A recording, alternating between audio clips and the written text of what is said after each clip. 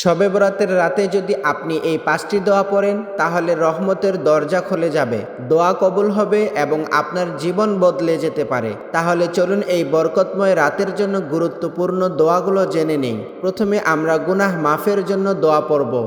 আল্লাহুম্মা ইন্নাকা আফুউন তুহিব্বুল আফওয়া ফা'ফু আন্নী। এরপর আমরা রহমত চাওয়ার জন্য দোয়া পড়ব। রব্বিগফিরলি ওয়ারহামনি ওয়াহদিনি ওয়াআফিনি ওয়ারযুকনি। এরপর আমরা নফসের পবিত্রতার জন্য দোয়া করব। আল্লাহুম্মা আতি নাফসি তাকওয়াহা ওয়া যাক্কাহা আনতা খায়রু মান যাক্কাহা। নিজের হেফাজতের জন্য এরপর আমরা দোয়া পড়ব।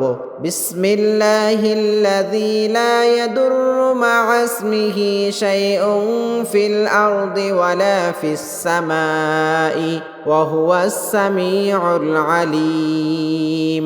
এরপর নিজের হালাল রিজিক ও বরকতের জন্য দোয়া করব। আল্লাহুম্মা বারিক লি ফি রিজকি ওয়া ওয়াসসি' লি